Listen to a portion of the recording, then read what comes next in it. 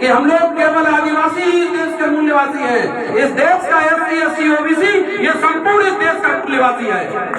ये भारत सरकार नहीं, ये दुनिया के अंदर भारत में 2001 में एक रिपोर्ट पेश की गई थी टाइम्स ऑफ इंडिया में, जिसमें DNA के आधार पर यह तय हुआ था कि कौन कौन इस देश का मूल निवासी है। तो इस देश का SC, इस देश का ST और इस देश का OBC, इनका DNA एक पाया गया था और इसके आधार पर यह साबित हुआ कि ये देश के मूल निवासी है। लेकिन सत्ता ने इनको बांटने के लिए, षड्यंत्रकारियों ने इनको बांटने के लिए आज का दिन उनको केवल ट्राइबल डे के नाम से घोषित किया। मेरे साथियों, इस दिन को समझने की बात है। SC ST OBC अलग नहीं है, ये एक माता पिता की संतान है। और आदिवासी तो वो कौम है जो इस व्यवस्था से अंतिम सांस तक लड़ी है, लेकिन उसने झुकना स्वीकार नहीं किया, उसने जंगलों में जाना स्वीकार किया। तो हमको अपने इतिहास को जानना पड़ेगा। इतिहास को जानेंगे, इतिहास को समझेंगे तो हमको आपस में एक होने में ज्यादा वक्त नहीं लगेगा। दुश्मन षड्यंत्र करता है, कभी हमको आदिवासी के नाम पर बोलता है, कभी हमको वनवासी कहता है। ये क्यों नहीं कहता कि हम सब लोग इस देश के मूल निवासी हैं और तुम लोग विदेशी हो जो हमारे ऊपर शासन कर रहे हो। तो हमको इस बात को समझना है। और खुशी की बात है, मुझे बड़ा खुशी हो रही है इस बात की कि आज वो जो जिसको वनवासी कहा गया है, वो समाज आज इस बात को जान रहा है कि ना हम वनवासी हैं, हम इस देश के मूल निवासी हैं। ये देश हमारा है, इस देश को हमारे पुरखों ने बनाया है। जब हमारे पुरखों ने इस देश को बनाया है तो इस देश के धन, धरती और राजपाट पर आज नहीं तो कल हम कब्जा करके ही रहेंगे। ये देश हमारा है, विरासत हमारी ही चलेगी। तो हमको इस बात को समझना है। लेकिन कुछ षड्यंत्रकारी इस देश को षड्यंत्र कर रहे हैं। 2 मिनट 10 मिनट, ठीक है, 10 मिनट नहीं, 5 ही मिनट बोलूंगा। तो आज हम लोगों को इस बात को समझना है, ये इंडिजीनियस डे रखा क्यों गया? पूरी दुनिया में क्रांतियां हुई। जब पूरी दुनिया में क्रांतियां हुई तो क्या हुआ? देश में कई देशों में विदेशी आक्रांता आए, उन लोगों ने दूसरे देशों पर राज किया, उनकी सेना को परास्त किया, वहां के लोगों पर उन्होंने अपना राजपाट स्थापित किया।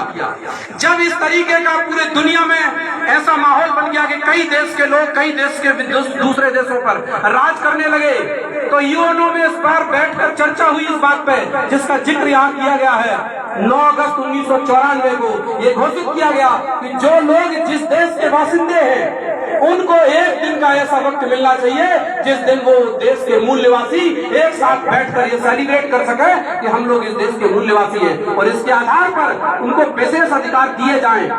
क्योंकि पूरी दुनिया में ऐसा हुआ था कि दूसरे देशों ने दूसरे देशों पर आक्रमण किया, और आक्रमण करने के बाद वहां के लोगों को गुलाम बनाया, और ये हमारे भारत में भी हुआ।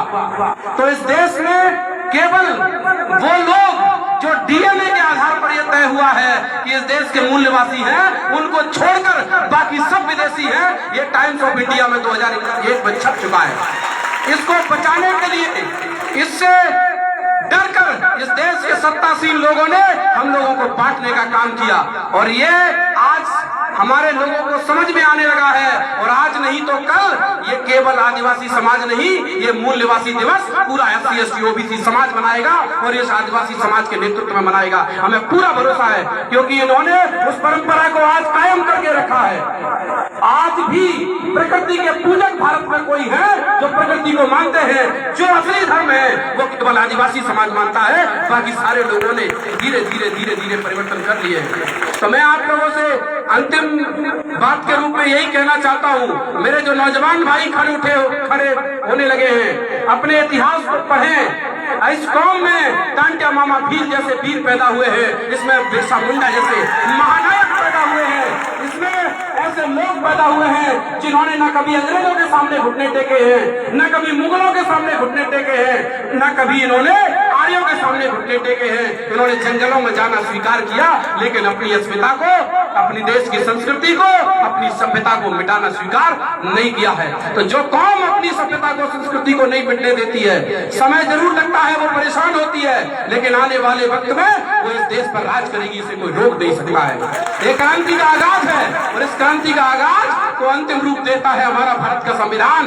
क्योंकि संविधान में यह अधिकार है कि इस देश का कोई भी मूल्यवासी व्यक्ति इस देश पर राज कर सकता है। तो हम लोगों को इस बात को समझना है और आपस में SC ST OBC समाज के नौजवानों को मिलकर इस देश में अपने हक और अधिकार छीनने हैं। अभी सुप्रीम कोर्ट के माध्यम से एक बड़ा षड्यंत्र किया गया है SC ST समाज में फूट डालने के लिए। मेरा कुछ तो यहाँ गरीब गांव का समाज बैठा है, वो नहीं समझेगा, लेकिन कुछ पढ़े लिखे नौजवान यहाँ बैठे हुए हैं। आप लोगों को समझना होगा।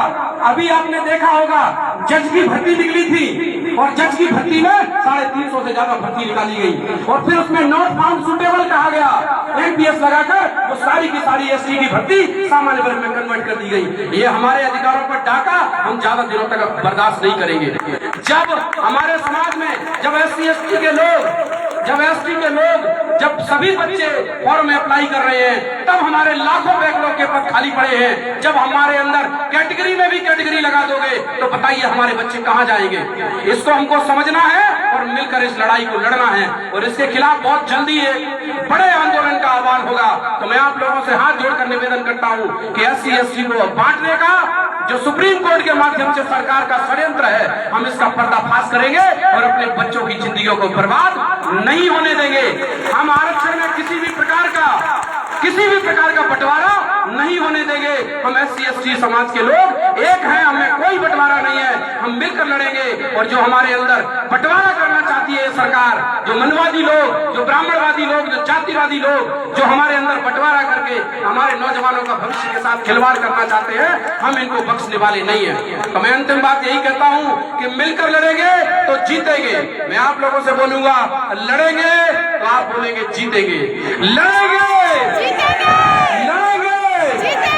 जय भीम, जय जोहार, जय संविधान।